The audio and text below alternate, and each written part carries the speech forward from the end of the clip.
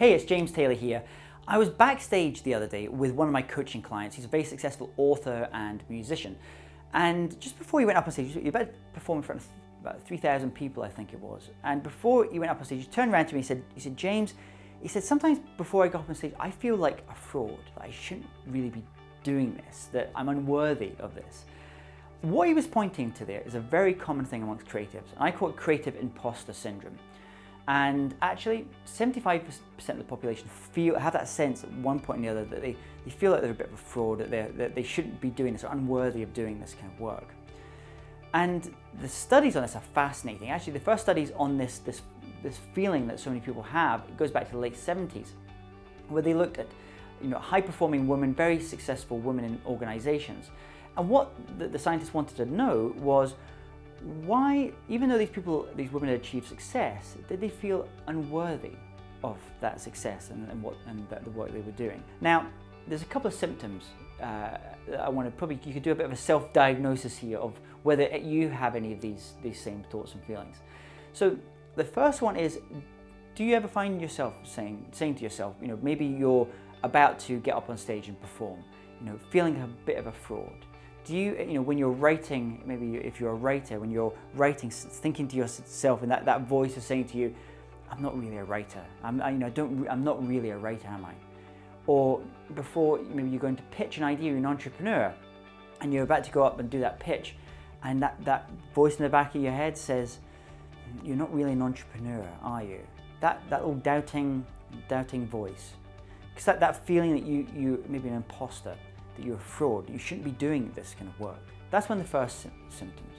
Another one, which I see very, very common in Northern Europe, I see very common in Asia when I'm out there speaking and doing coaching, is that feeling that, well, after someone does a great piece of work and you'll go and praise them for that work, they'll say, oh, it was no big deal.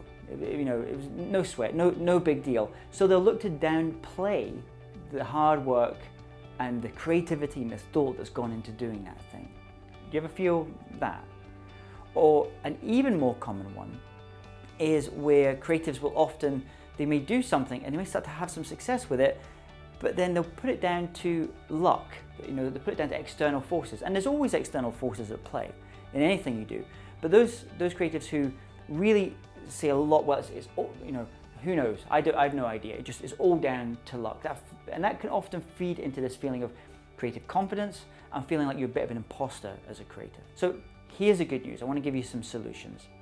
The first one is you're not alone. It doesn't matter what stage you're at in the creative process, whether you're just getting started or you've had great success.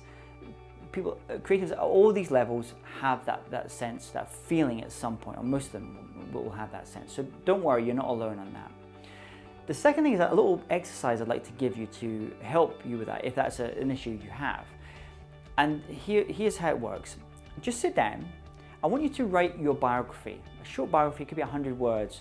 And I want you to write it in the third person. So I want you to say the accomplishments that you've had, the achievements you've done, the kind of work that you've done up to that point. And then if you have a website, I'd like you to post it on your website. It doesn't have to be on the home page or anything. It could be a little side page that you don't send any traffic to, but I just want you to post it. Because what I find is when someone does that, when they actually write down that biography in the third person, it suddenly makes it real. It suddenly validates the work they're doing. I am an author because I am a musician. I am an entrepreneur. I am a public speaker, whatever the thing may be. And the third solution, if you have this sense of being a bit of an imposter, you feel like a bit of a fraud at times, is stop comparing yourself to others. This idea of constant comparison, constantly comparing, is very difficult with social media.